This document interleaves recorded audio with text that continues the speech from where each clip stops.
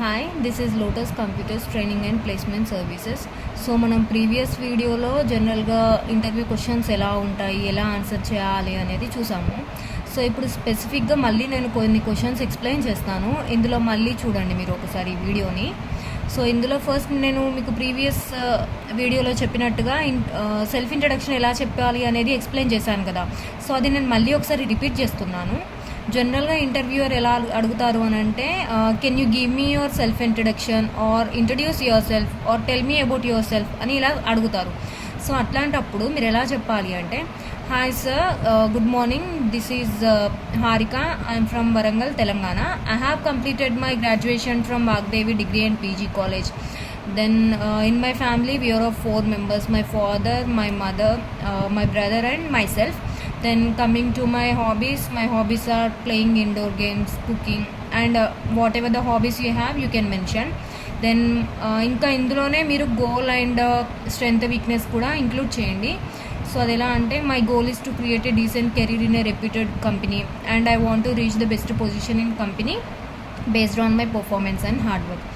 Then my strength is I'm a self-motivated, hard-working person, punctual to my work, and my weakness is I trust people blindly.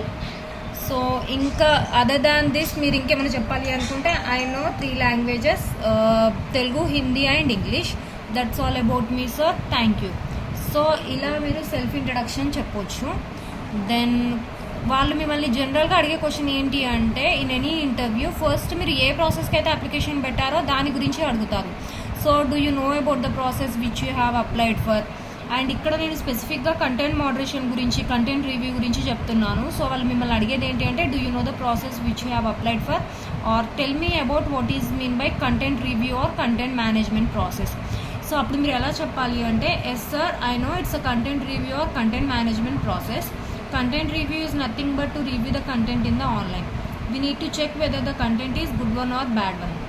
If the content is good one, we can keep it. If the content is bad one, we need to remove it, like abusive images, abusive words and so on. So ఇక్కడ ఏంటి అంటే, there will be 2 types of content, sensitive content and non-sensitive content. So sensitive content means which creates harm to the users, like adult videos, blood videos, drugs, guns, killings. So this type of content. And non-sensitive means which is useful to the user, like educational videos, documentaries, or food videos, something like that. So ఇక్కడ ఏంటి అంటే, content రివ్యూలో మీరు జనరల్గా చేసేది ఏంటి అంటే, online content review చేస్తారు. సో ఆన్లైన్ కంటెంట్ అనేది యూజర్ జనరేటెడ్ కంటెంట్. ఇందులో good content, bad content 2 types ఉంటుంది. So according to the company's guidelines మీరు బ్యాడ్ కంటెంట్ని రిమూవ్ చేయాలి అన్నట్టు. సో ఇది మీ రోల్. కాబట్టి వాళ్ళు మిమ్మల్ని జనరల్గా ఈ క్వశ్చన్ గురించి అడుగుతారు, మీకు ఏమైనా ఐడియా ఉందా లేదా అని. సో దెన్ వాళ్ళు ఏమి అడుగుతారంటే, why should we remove sensitive content in the online అని అన్నప్పుడు, it create bad impact on users and the products. So we have to remove sensitive content. So in case ఇప్పుడు స్పెసిఫిక్గా ఇక్కడ ఫీమేల్స్ ఎవరైనా sensitive content or ఈ content moderation రోల్కి application పెడితే వాళ్ళని ఎక్కువగా అడిగే question, so as a female can you work on sensitive content అని అన్నప్పుడు, yes, it's a part of my job అని చెప్పాలి. ఎందుకు అని అంటే, జనరల్గా ఇక్కడ ఫీమేల్ మేల్ అని ఏమీ లేదు, ఎవరైనా చేస్తారు. సో వాళ్ళు మాత్రం అడుగుతారు, as a female are you okay with that or not అని. So are your parents accepting sensitive content అన్నప్పుడు, yes, they know about the job and work, so no problem sir అని చెప్పాలి. దెన్ ఇంకా మిమ్మల్ని ఏం అడుగుతారు అని అంటే, కంపెనీస్ అనేవి జనరల్గా రొటేషనల్ షిఫ్ట్స్ ఉంటాయి. So are you okay with rotational shifts or not. Then are you a immediate joiner, అప్పుడు మీరు ఎస్ అని చెప్పాలి. రొటేషనల్ షిఫ్ట్స్ ఓకేనా కాదా అన్నప్పుడు ఎస్ అని చెప్పాలి. Then are you willing to relocate to any other location అని అడిగినప్పుడు ఎస్ అని చెప్పాలి.